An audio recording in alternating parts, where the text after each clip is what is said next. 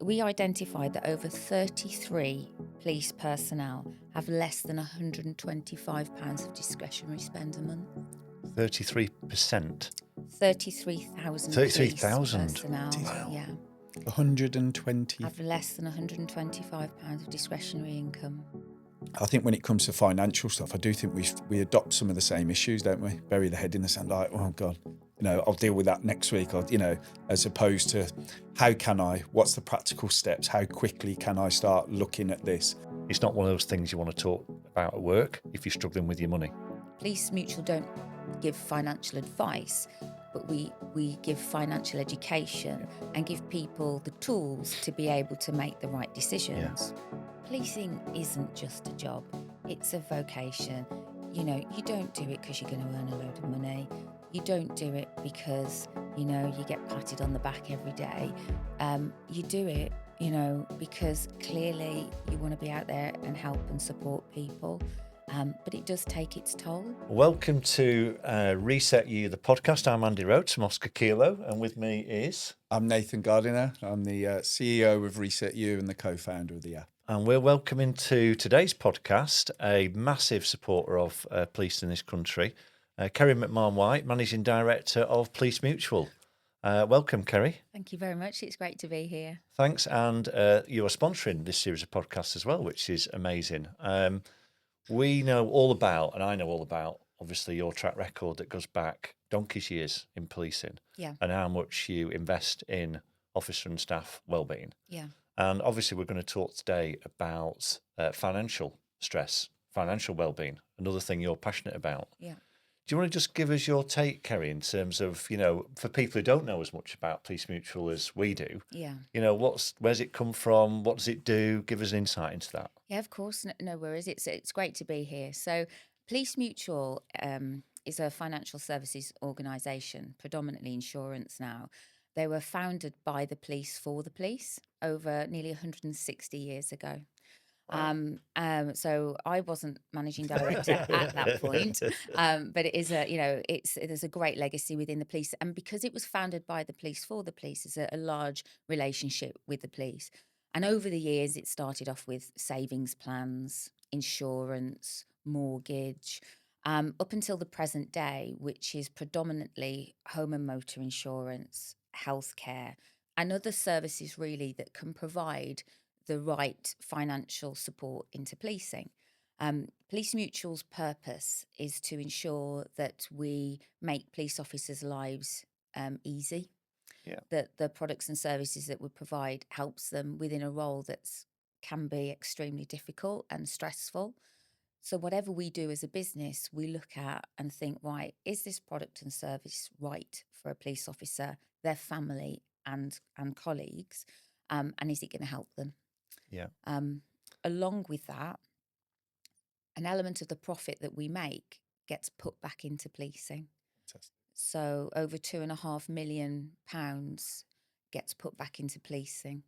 And that's through a variety of services. And a large percentage of that is financial education. Yeah.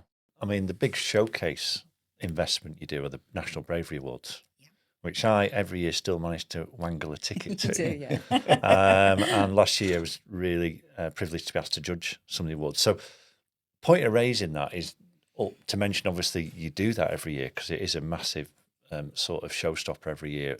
But you also get to see, don't you, a lot of the real stuff that officers and staff do day to day.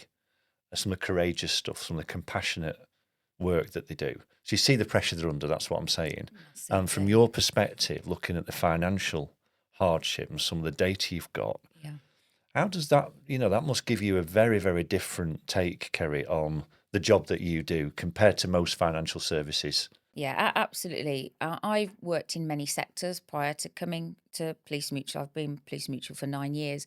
I've worked in telecoms, worked in media and advertising. And when I came to Police Mutual, I really understood the customer that we were dealing with is police. And the roles that they do, I just saw policing in a completely different light. And I think even in 9 years of me working with police, what I've seen the changes happen and the pressure that individuals are under is just increasing each year. You know, when I very first started, there were no real mobile phones, and now, you know, police are being filled with mobile phones continuously. So when we judge the Bravery Awards, and I see the body worn footage, each year I get more and more shocked with what police have to deal with within the public. And we wanted to talk a little bit about your take, and Nathan and I have been talking a lot about this, around how we can help you and other people trying to help around the financial stress. Yeah. Get the advice, the support to people 24 hours a day when they want it in private, because there's a real stigma around it, isn't there? Still, I mean, I remember that from my time in policing. It's not one of those things you want to talk about at work if you're struggling with your money, right? You've got some real data insights, and the things that you flag up to forces are really important red flags, aren't they, about people's well-being and what's going on? Absolutely. So we hold data, and we've got a financial resilience dashboard that we use an array of data through our own database and external resources. And we identified that over 33 police personnel have less than £125 of discretionary spend a month. 33%? 33,000 33,000 personnel. Wow. Yeah. 120. Have less than £125 of discretionary income. That's after all outgoings. That's what you've got spare. Yeah. Because I know you use this phrase a lot in your organisation about ability to withstand a financial shock, which could be an interest rate rise. It could be losing. I've seen this, people lose a job that had a lot of overtime. Yeah. All of a sudden, they haven't got that wriggle room that they used to have. You're still seeing that, and it's getting worse potentially. Yeah. Well, if you think that's 11% of the workforce of those, that stat that we've just looked at, and that doesn't include family. And my daughter is actually joining West Mercia Police. Big shout out. Yeah. Shout out to Millie. But she's joining the degree programme, and she's 19, and she only knows about financial advice because I've talked to her about it. Yeah. They don't really learn it at school. You know, she's going to be starting a job, 33 grand or whatever it is now, not really understanding what she needs to do with that money. And then she's living at home. So you've got all these new recruits that are starting in policing that don't have that financial education, which is why a lot of forces allow Police Mutual to deliver financial education as soon as people start within the force, and then that follows throughout. But just basic budgeting. Nathan, from your perspective, you've visited, you've been face to face. Quite a journey for you entering policing from a bit like yourself, really, not being in it previously.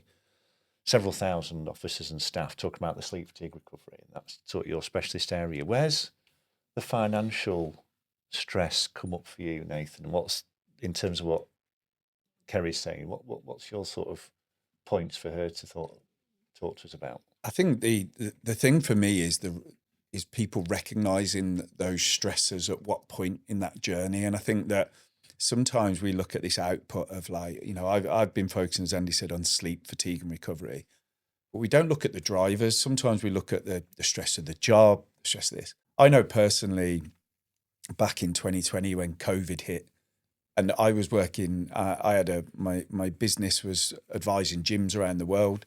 I lost my client base literally overnight because every gym in the world closed down. Financial pressures, I had it. Stress, I had it. Sleep disruption, I had that as well. And I kind of went through the mill for a few months thinking, can I pay the bills? Can I do this? My sleep was horrendous, and then it has a massive impact then on my, my moods, my relationship at home with my wife and kids, etc. So is that, and I don't think there's enough awareness around it. But what I've seen is not enough people. They wouldn't open up to me. Yeah, they wouldn't do it. But when we talk about lifestyle, I think the financial contributions, or where we're at, the pressures, are really that's at the bottom of the list, where I actually believe they should come higher up.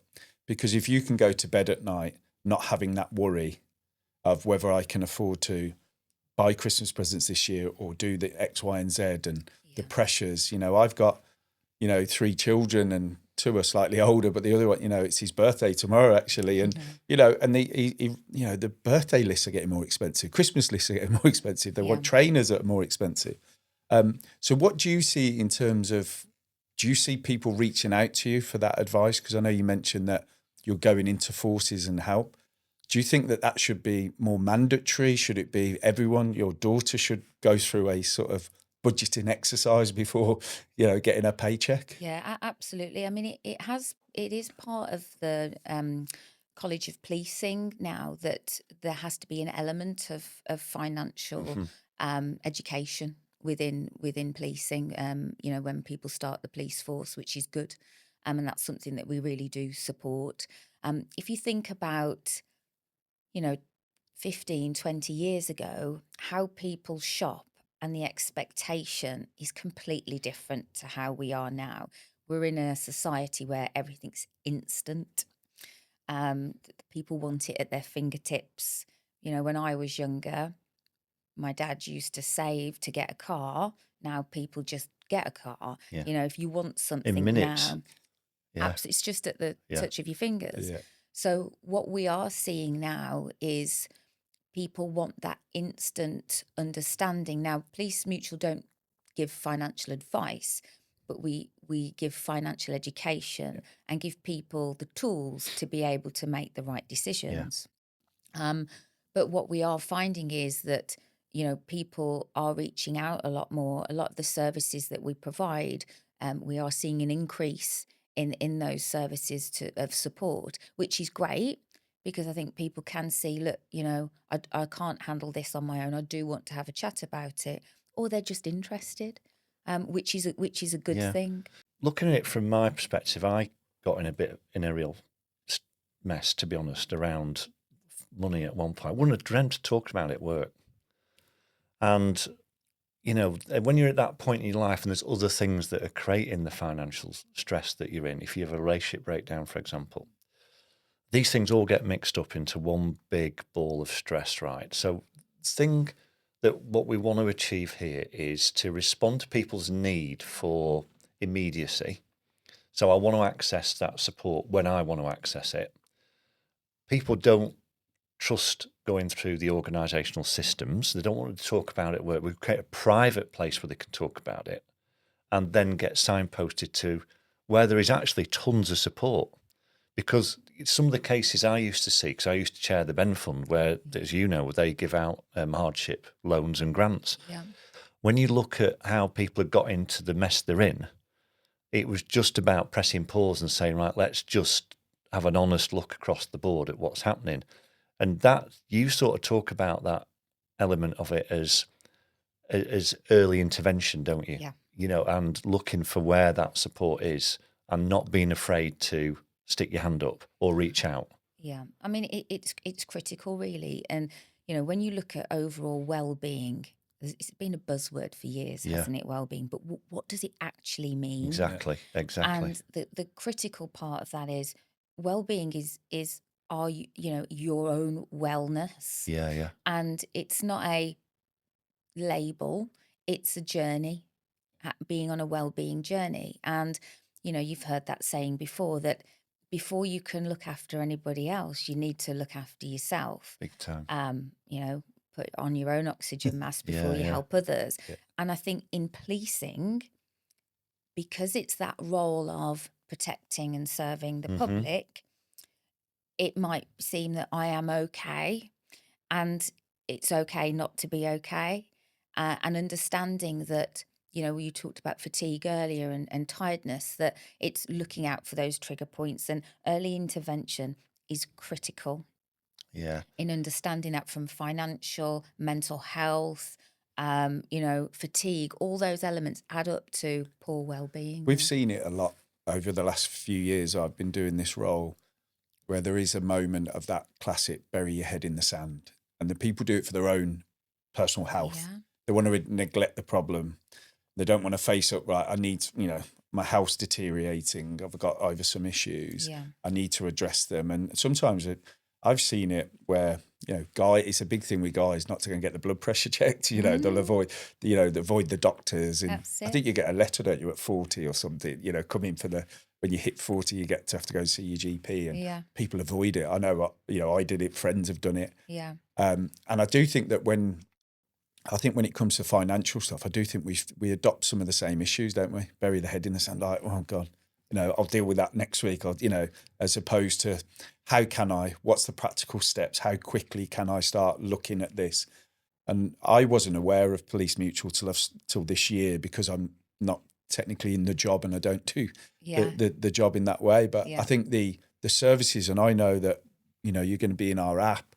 I think the level of support, the stuff that we're putting in there is a real simple step to go. I've been reading it the last few months, and I'm like, wow, this really does give people that Yeah. holding hand of making it really simple. There's no financial jargon. Yeah. It's not it's like, right, and it is a case of, here's a pathway. That's This it. is where we can do.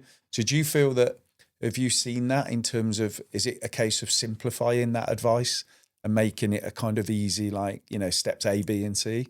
Massively. It's like any problem, isn't it? If you look at a problem in its entity, it looks huge. And it's, how am I going to deal with this? But breaking it down in bite-sized chunks is critical. And sometimes when you're in that situation, it's really difficult to see the wood for the trees, isn't it? And with any support services out there, it's about breaking it down. And you linked to earlier that financial difficulties could then lead to mental health issues. There's lots of other reasons. It may not be one root cause, it could be a number of things. And if we can help support that early, then that's great. And this is the thing with choices, right? What we're saying is, people are saying to us, I'm an individual. I've got a unique situation. A lot of people, about how they deal with money, comes from childhood. I know a lot of my stresses in life are about things that happened, when I was a young person. So unraveling that from an organisational point of view, or a big company like yours point of view, is really difficult. So you've got to give people choices. And one of the things I see out there is, and I love them, are these apps that you can put all your finances in, and they integrate all your bills and give you nudges and tell you if it's going up or down. It's great if you're like really organised, but they're not the problem people sometimes, are they?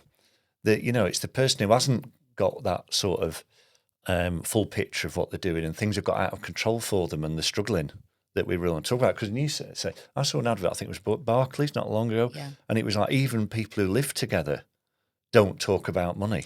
It's one of those taboo things that even, people in relationships don't do it. One of the things I'm quite interested in from the work that you've done over the years, Kerry, is, how what are the barriers that we need to overcome to reach those people that are really getting to the point where things are out of control, that it's almost like they've gone so far. If it was in a mental health perspective, they would be in crisis. And how do we're doing lots of work to prevent the escalation into that. How do we shift the dial on the cultural stigma side, and what can we all do around getting that message out to people that there's help out there? I think that's a challenge. I think it's something that can't be fixed by, an individual. Culture, as we know, in any industry, and within policing, culture is always difficult to change. But I think it's making those real step changes. And if everybody plays their part, I think that always helps. If you think years ago, police, there were lots of canteens, there were lots of areas where people could socially talk to each other. Police Mutual try and deliver education and events where that creates a safe space for people to come and talk. And it might be about, different finance topics. It might be about their health. But that then creates the opportunity for people to talk about it. As you mentioned, not everybody would come forward. We usually get the people that are very interested on, at their financial education and are keen on talking about it. I think digitally, through an app, through services, then you're able to reach the people that perhaps don't want to talk about it, but can access it easily without anybody And peer knowing. support. So meet other people Exactly. who have struggled maybe or Yeah. are struggling Yeah. and go, I'm not alone. Exactly. And find out what they've been doing to, Crucial. It's the testimonials, isn't it? It's other Yeah. real life experiences, what people have gone through, and to realise that actually it is quite normal to go through Well, what you're going through. I mean, you see, they might be unique in this, policing, because first of all, if you're in debt, that is seen as a corruption risk because you could be corrupted. That comes up on vetting. Yeah. I've been vetted to nth degree, and they look at every penny you spend, where you spend it, why you spend it, what your financial exposure is. It's a lot of scrutiny. That is quite a difficult process to Yeah. be asked where have you spent all your money on a credit card. Yeah. Yeah. Dominoes. It's very intrusive. It's very Uber Eats. intrusive. Yeah, it's very intrusive. It goes into your family life, your personal life, all that sort of stuff. Then you've got the fact that actually it's a very secure job, and people do overextend the finances and give themselves not enough wriggle room. Yeah. I've done that. Yeah. And then your overtime goes down. I was just about to say that's a real common theme that we've seen. People in overtime live to their means, and then their overtime gets cut. And then make bad choices, payday loans. Yeah. And then the pressure just starts ramping up and up and up. So look, this is a massive reset, recovery, sleep issue that's on everyone's mind. We're going to do loads to support what you're doing, Kerry, and thanks for supporting us what we're doing. We're going to talk about recovery now because we've learned lots about recovery and how it works and what we can do to help people to understand the science of recovery. Nathan's a bigger anorak than me on it. You've got a few questions for Kerry, haven't you, about how recovery works in her world, because everyone's under pressure, aren't they? Yeah. There's lots going on. Yeah. Do you see, so when we look, so we're approaching end of the year, January is around the corner and everyone resets in Jan, everyone's like, that's going to the gym. New year, new me, etc. So do you find, does it follow a similar pattern where you see an influx of demand for services, help, reach out? Is there a fluctuation? Is it a lead up to Christmas? Is it the start of the year when people say, I'm going to set new financial goals, I want to try and save money? Do you see a pattern and a trend throughout the calendar year? Actually, not really. What we do see is our care line service. We get a lot more calls in January around. It could be, that they may have got themselves into debt, or they want to understand, certain elements of their, financial spend. But we don't really see an influx. I think what we tend to see is each year we hold prize draws where people can enter a prize draw, win a prize, and we do those throughout the quarter. The Christmas prize draw increases because people want to win stuff for Christmas, but I think that's the natural way, isn't Time it? of the year. Yeah, absolutely. What we do see is in our healthcare product. So we do see our healthcare increase in the January, not so much taking out new healthcare, but utilising their healthcare. I think people sort of get to the end of the year, want to get Christmas out the way with, and then any illnesses or complaints that they had, they want to sort it out in January. Yeah. Clear the decks a little bit, isn't it? Yeah. And then in terms of, linking into the kind of the resetting moment, I'm going to kind of put you on the spot personally here. Okay. What do you do for yourself? Because it's, you're obviously in a demanding job. It must be high pressure. In terms of your own reset, because we're always intrigued to find what everyone does. What do you do to reset yourself? So I am 46 and I've got 2 teenage girls. I've had roles throughout the years where I've travelled lots. I'm not a police officer. I don't put my life in danger. But it can be, you're juggling a lot as a working mum. And I think I've put myself under pressure over the years. I have to be everywhere. I have to be the perfect wife. I have to be the perfect mum. I have to be great at my job. And I think you learn that you can't spread yourself too thinly. And I think it is really important to find something that just you enjoy doing. And for me, as sad as it is, I love the gym. I love exercising. For me, it's not a January new year, new me. Unfortunately, it's throughout the year. And I don't do it because I want to look fit or I want to lose weight. I do it because it helps my head. And that's the important thing for me. You've picked up on a really interesting issue there, Kerry. So last night I went to Lapland, Manchester with my 3 grandchildren and my daughter and my wife. So did you need to lie down after? I need a reset today after that. It was great, but it was full on. Yeah. I'm sat in the back of the car. I'm in awe of my daughter. Yeah. To be honest, you know what I mean? She's got 3 kids. Yeah. She's working self-employed, juggling these kids. Yeah. And I just think, did I do that? I probably didn't as a man as much. Are you with me? Yeah. A lot of this does fall still, doesn't it, to the caregivers, to still sometimes traditionally the woman, isn't it, who's got a career, who's got a lot of other things to do. Yeah. And the energy that takes is just on another level. I mean, isn't it? Do you know what I mean? And I think that's something that it's really interesting that you pick up on that. Yeah. You know, and how do you see with other women in high profile roles in business, etc. Yeah. Do you see a lot of more networking? Any progress there in terms of understanding these sort of, you know, these pressures and these conflicts that people obviously have? Do you see that getting better, or are we still where we used to be? No, I do. I genuinely do see it much better. You know, I've been in senior leadership roles for a number of years, and you know, women in leadership has changed. Within policing, it's changed, which is fabulous to see. You know, I network with a lot of senior female officers within the police, and you're right. I think it is a lot more, I guess, noticed now that whether you're a female or a male, actually, that, you know, if you have a family, if you have a lot to juggle, that it is taken into consideration. Yeah. I've seen a massive improvement in that. Yeah. You know, my husband is a teacher, Yeah. so I'm very fortunate that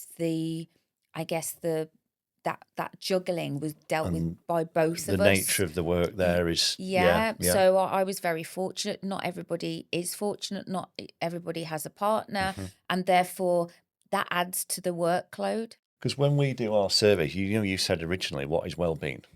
It's a very, very unique thing. We get a lot back about flexible working. We've got another podcast to do around the menopause. Yeah. And these are all things that I think when we talk about, well, we've not got enough senior people going for the higher ranks. I see a lot less of them now going, I'm going to compromise all that stuff. Yeah, I'm not going to sleep in the back of my car to get that good job because I've got more balance. And certainly the new people joining policing you've seen this with new recruits, haven't you, Nathan? You know, they do not want to compromise their what they call quality of life, well-being. We've seen that. And, you know, we're going to see, I think, a higher turnover rate just because attitudes to work are changing, some of which is positive. Yeah. But our organisations need to ramp up for that, right? Absolutely. And I think individuals know their worth, don't they? Of, you know, for somebody to be able to work effectively, they also need to look after themselves. Yeah. And I think that's important. You know, I've always been a big believer in, you know, people need to put big rocks in their diary. What's really important to them? Because if we don't do that, we're not going to be firing on all cylinders. We're not going to be able to function. You know, all of our team within Police Mutual are mental health first aid trained. Yeah. But what we're also looking at is wellbeing first aid. We're launching a program that's CPD accredited to help with that, because again, we've just noticed that how important that is to individuals. And that's something that we want to get out and help promote in the ResetU app across policing, isn't it? Because that peer support for financial stuff crosses over from the peer support from mental health, fatigue, other things we're doing, doesn't it? Yeah, I think that one of the you raised a point earlier, actually, Kerry, which is interesting about how if you look at the pressures around now from social media access, a couple of clicks, I can have an Uber Eats at my house, and all this ease of spending. Yeah.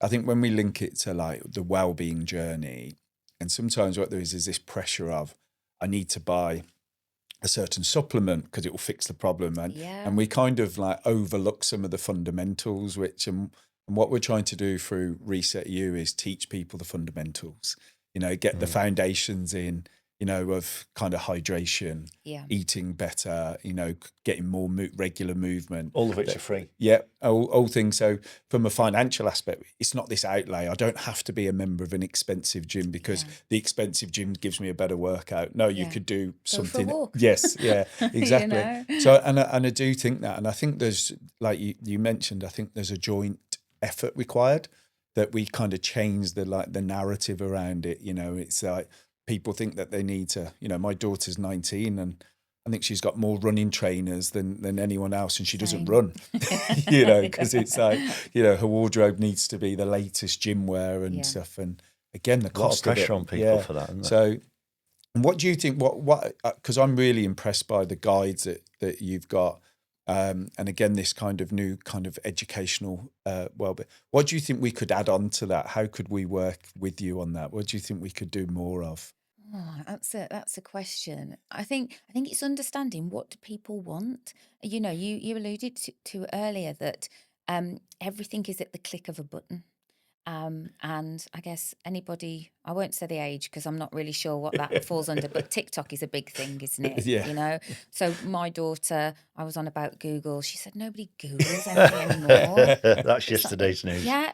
How old are you? Yeah. If it's not on TikTok, then it's not even a thing. Yeah. And I think it's understanding how we can reach people without forgetting that we also have a middle demographic and an aging demographic as well. We want to be able, because it's not just younger people or people going through their middle bracket, but it's also the older generation that are coming towards retirement, that also are trying to figure out, get themselves in shape. Yeah, that's right. Financially, what's the next step? Being in an institution for 20 to 30 years is a long time. So it's how do we reach all and age that brackets? is something that obviously we're trying to do more around the flight path out, and the psychological and the transition, because our surveys, as you know, the vast majority of people are going to work till normal retirement age when they leave. That wasn't the case probably 10 or 15 years ago. 55, 60, wasn't it? That's right, yeah. Now. So people looking for jobs, they've got financial stress before they leave. I used to see people and they used to think, I'm going off this every month. I know exactly what I'm getting. I haven't been told yet what I'm going to get the month after I leave. Yeah. And I don't know what I'm going to do. So that's another area, employment, that we're really working hard to look at with, testing out employment gateways like the armed forces have got. Yeah. But I think, first of all, we should call it out with like role modelling, buying things. So any gimmick that is on Instagram or whatever that's to do with Nathan will buy. Yeah, really? Glasses. Yeah. Hooked. Headphones. You're talking to a man who yesterday, because his wife showed him a sleeping bag that was an infrared sauna, bought it off Instagram. And I can see it's going back already. Wow. Because it took me literally 30 seconds and I couldn't stop myself. And I can just see this thing is going to be in the shed a week after I've got it right. You must have fallen foul of that yourself, right? So it's so easy, isn't it? As you said. It is. 2 clicks, you're in. And next minute, it's on the doorstep. It is. I think I went through a phase throughout lockdown of doing that, getting up early and then just going. But I think my inner financial background, like, what are you You've doing? got to say that quite right. You're a role model. What are you doing? Yeah. Now, my daughters, on the other hand, now they're old enough to use their own cards. There's all sorts arriving at the house. I bet, yeah. And it is, when you see that with particularly new recruits, we're here, and you've got data to prove this, they are living at home still. They've got no chance of getting their own place for a long time. So they're spending what they've got, they're working hard, and they turn up on the police car park with a brand new super duper car that's like financed the hilt and all that sort of stuff. So I think these are all, I think this is we talk a lot, but on a more serious note now, we're all concerned around the escalation into things like suicide, which is a big emotive issue in blue light services and policing. And debt, financial stress is always, I find, in the mix when we start to look at what's gone on for people in their lives prior to this, or some element of that linked to the finances. So it's serious stuff, this, right? You know, it's big priority for any organisation. I just your take on this. I remember Adrian coming to see me when I was in my force with the data, and with my team, and he presented it. It was like, wow, it was a shock.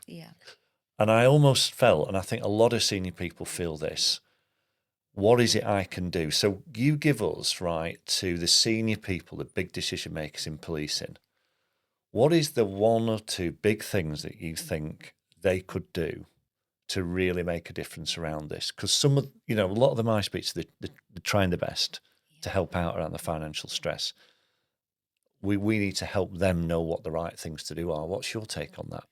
I think there are a lot of forces out there that are doing their very best with the, you know, with the budget that they have and the time that they have.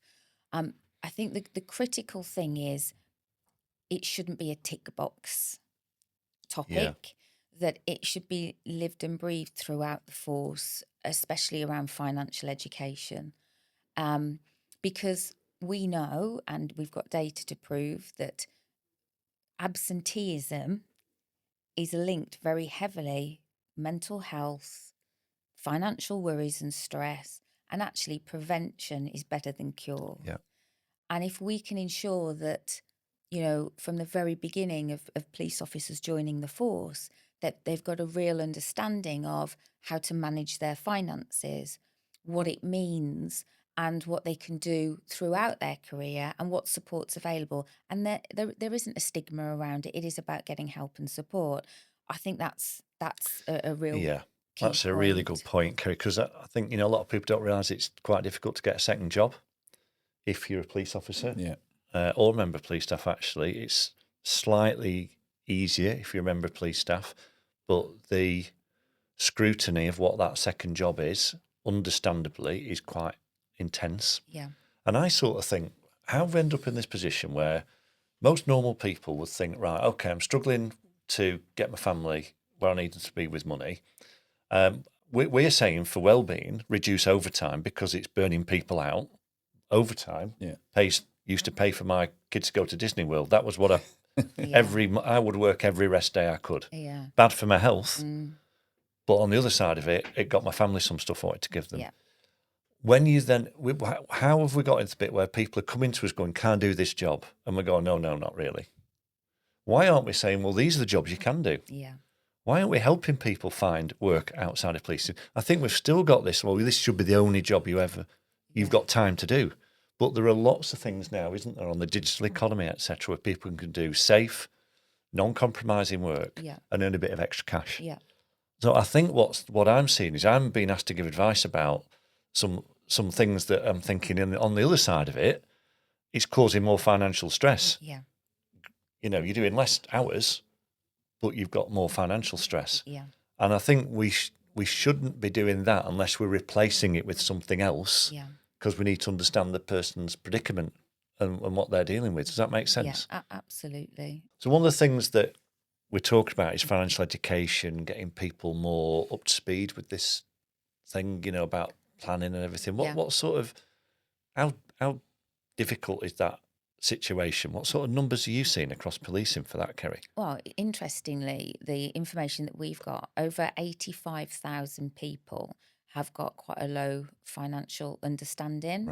So struggle with, you know, understanding what is finance, how to manage their budget. And that's really, really stark numbers. That is. You know, I mean, as a company, we saw over 56,000 police officers last year and delivered financial education in sort of over 850 courses.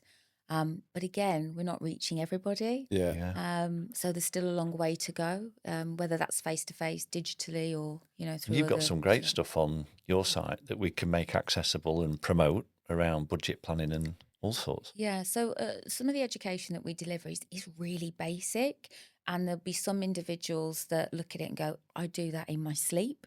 There'll be others that go, I do it, but perhaps once a year, and others that would never touch it. I think one of the common themes that we see is, especially now, and we've talked about it earlier throughout this session, is wanting things quickly, Uber Eats, Yeah, Just yeah. Eat. And, people will think nothing than spending £3 a day on a Costa or Starbucks, or a coffee. Add that up over a week, Big time. over a Over a month, year. over a year. Yeah. You're talking thousands Yeah, of yeah, pounds. yeah. When people say, I can't afford X. And some of it's really rubbish coffee, Awful. isn't it? It Do you know what I is, mean? yeah. No, I got I won't mention the brand, I'll get into trouble. I got a flat white at Preston Railway Station, £4.30. It was undrinkable. Yeah. You Other know, and coffee I've got an stores are available. espresso machine that's 20 pence a pod or something that's Yeah. really nice, so it's Yeah. crazy. Yeah, it is. It It is, is. And, yeah. something as simple as when you go on training courses or you're out on a shout, take your own lunch. Yeah, yeah. Treat yourself once a week, but you don't have to buy out every single day. But people do. And one of the things we're trying to do, isn't it, is we're not promoting gimmicks to Yeah. fix stuff, as we've said, right? It's the Yeah. basics in life. But some of the things that help you get the basics done, we're trying to get discounts and stuff for people fed through, because there are a lot of discounts out Yeah. there with some amazing sponsors Yeah. for some of these things. So not only are we saying it's a good thing to do to hydrate and have a hydration tablet in your drink, Yeah. we're going to try to get that price down and get good stuff to people so they can afford it. Yeah. As other things. Because you've seen a lot, haven't you, Nathan, in terms of, the study you did with John Moores University and Merseyside Police, amazing, supported by the Chief Scientific Officer, wearable tech on people. But there was something there about the health checks, wasn't there, Nathan, that you thought was quite different, wasn't it, in terms of how that dynamic worked with the volunteers who took part? Yeah, I thought it was fantastic. So we spent a long time doing issuing wearables and looking at kind of the sleep data, the physiological data from various devices. And the study we did last year with John Moores was really highlighted around some of the health elements. So blood pressure, cholesterol, kind of the classic, just, weight and height. And like I mentioned earlier, I met a lot of people, particularly the guys who walked in and have got the referral letter. Yeah. Their blood pressure's pushing. They're on, they're close to that kind of hypertension. Yeah. They've avoided it. And it was that reminder of, I can't avoid this. It's, my body's going to tell me something shortly. And then there was a gap for about 6 months between when I went back and delivered some more education. And that moment of them having, because they joined the study and they were volunteers, and they had that moment, they had a blood pressure and they were like, you better go and see your GP. Yeah. It was essentially life-changing for them. I met them all 6 months later, drop weight, more conscious about, exercise, eating healthier, etc. It was the wake-up moment. Yeah. So my understanding is Police Mutual offers something on that front, don't they? So yeah, we do. Yeah. So for years, actually, we offer a healthcare product, but alongside that, throughout Forces, for years, we've delivered health screenings for that very reason: height, weight, blood pressure, glucose, that type of thing. And again, you've got some people that are super fit, look after themselves, and others that it's just, it's just not being the case. And if you think about a police force, whether it's a police force of 1,800 or 46,000, you've got a number of people that could potentially be absent from work through a variety of reasons. So the product that we provide with healthcare is to ensure that we either prevent people from being absent from work, or we're enabling them to get back to work as quickly as possible. And that service is available, to anybody that joins the police, all the way through to retirement and family members as well. Sort of wrapping up now is we're rethinking. I'm rethinking what we do around workplace health and wellbeing, because the overwhelming view of the people who work in the big organisation is, I don't really want to speak to you about this stuff, right? It's sensitive, money, personal health issues. I will if I have to do. Like if I bust my knee chasing a burglar, fine, that's your job, fix it for me. We've got amazing treatment centres and all this sort of stuff wrapped around people. When it comes to the mental health, financial stress stuff, less so. Yeah. We're trying to create more choice, more pathways for them to do what they want, and try to get forces thinking, which a lot more are doing now, about the basics in place. So I was talking to them because this reminded me of you used to have the food wagon, didn't you? Yeah. Police Mutual used to have this amazing food wagon with flapjacks and coffee in. Wasn't did the you? healthiest. you It was, see. well, yeah, this is the thing, right? So good for your morale, Good for your bad well-being. for your Yeah, cholesterol a little bit. Yeah. But, and lots of forces have got, because inspired by that, they Yeah. have got better things in place now for Yeah. food. You know, when you're wet, you're cold, you're stood on a point, you've seen some horrible stuff. Yeah. Somebody comes around the corner with some basic food. It's Maslow's hierarchy of needs, isn't it? Of course it is. A You know. spork and some chocolate. A Everybody's spork. happy. And yeah, we all love a sport. I picked one up, I think one of yours the other day at our conference, actually. But, you know, it is this like, let's slightly decommercialise it and stop thinking there's the quick fix to this and we need to pay our way out of it and start looking at how we treat each other, how we put some of those basics back in around checking our health, checking our finances, recognising that these are, for anybody in life, actually, stress points, and that we can do more to help each other around it. And what you do around the financial work and the health work, Yeah. it's role modelled that for decades, hasn't it? Yeah, absolutely. And I think it's to remember that not one size fits all. There are lots of support out there. It's not just Police Mutual. It's not just other services. There are lots of different places people can go to get that support. And you know why? And the Bravery Awards, I've got to talk about that before we go, because hats off. It is a annual event, isn't it? Welded into the police psyche and calendar. Yes. The number one thing that nearly every nominee winner says is, Yeah. I'm just doing Doing my my job. job. They don't actually, they're a bit sort of embarrassed half the time, Yep. aren't they? And they come up on stage, don't they? And all these famous, well-known people and stuff give them accolades. Yeah. I think there's that cultural thing about, I don't want to ask about me. You mentioned it before. I'm the last person. Self-care. Mhm. And that comes out of the Bravery Awards a lot, humility, etc. But also people who actually are having a whale of a time, Yeah. despite all those trials and tribulations, isn't it? Yeah. But yeah, absolutely right. I mean, I said it the same time you said it. That's what they all say. Yeah. I was just doing my Yeah. job. Policing isn't just a job. It's a vocation. You know, you don't do it because you're going to earn a load of money. You don't do it because, you know, you get patted on the back every day. You do it, you know, because clearly you want to be out there and help and support people. But it does take its toll and, you know, you need to look after yourself. I mean, I've been out of policing for 3 or 4 years, and I looked at the awards last year, and on one of them, on the body worn video, I nearly like spilt my coffee I was drinking when it came up. And I think that would surprise a lot of members of the public to see what's going on, just innocuous events that can turn into something life-threatening or life-saving. Yeah. And they also say, don't they, you know, my team are doing this every night of the week.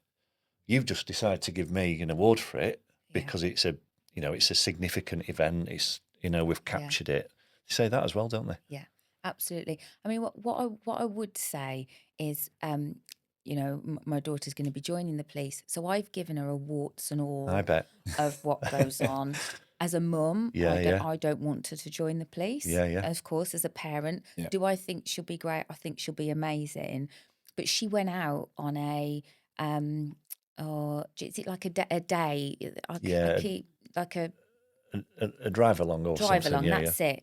And she absolutely loved it. Yeah. And, you know, and the people that she was with absolutely love their job. Yeah. And I think there's nothing more powerful than, you hear that, you know, in any public sector, you know, pay, reward, but people still really enjoy their jobs. Yeah. And she absolutely loved being out with them, and they were really passionate and really cared. And I think that's really powerful. Yeah. I think also, just to echo that, is that I've seen that the last 3 and a bit years of doing the job I've been doing with Oscar Kilo, going around, visited a lot of forces, met a lot of officers and staff. I've had some really powerful conversations with them about their own well-being and what they've been doing. I've heard many stories that have like give me the moment of, oh wow. Yeah. And then I always have this moment of they've got to go home to families. Yeah. They've got loved ones at home. They've got to do, and there's others that might go home and be on their own. But overall, I do think with people like yourselves and your organisation and others, and this is what we're trying to achieve through the app, is give people access to these services, because there's wonderful support services. I just want to say thank you to Police Mutual for the support that you do and you provide. I've learned lots about you this year, but up until that point, it might be a hidden secret. I don't know. And I think from a man on the street public view, I don't think people know who you would be, because you're kind of over that side. So I think from that, and I do think we need to do more. And I think, as you said right at the beginning, I think as a collaboration, everyone pulling in and chipping in, I think we can make a big difference. So thank you. Absolutely. No, you're welcome. One of the things around Police Mutual, because of the name Police Mutual, police staff or family members don't think they can use our services, and they absolutely can. And it's family members, police staff, anybody that's linked with policing can use Police Mutual's products and services. That point there, just to round up on, it's important for people who do work like this to feel valued by their team, by their employer, and by society. Doesn't feel that way a lot of days when you're working in public services, and particularly the police, right? Some understandable reasons for that, but I think what you do, I echo what Nathan says, is an amazing job of trying to push that dial back for people and say you are valued for what you do, and you do an amazing job keeping us safe 24/7. So hats off to you, and thank you very much for being our guest today. You're welcome. We've really enjoyed chatting through that stuff for you. I'm going to not buy anything. My news commitment is to lock down anything Instagram purchases for 2 months. See if I can do it. New year. See if I can do it. But I'm looking forward to Police Mutual's new TikTok channel next year. Channel with Kerry heading it up. Yeah, something You're with the going to be sport. the face of TikTok. Something with a spork or something like that. We'll Yeah, let our marketing team know. Police Mutual dance. That's I it. think Yeah, it's that's gonna it. be. Well, it's all the That's rage. it. That's how we go viral. If England rugby players can do it, anybody can do Police it. Mutual Exactly. can. So yeah, we'll give you a hand with that if you want. Yeah. Right. All right. I'll Thanks give you a very much, call. Kerry. Thank you. Thank you. Thanks.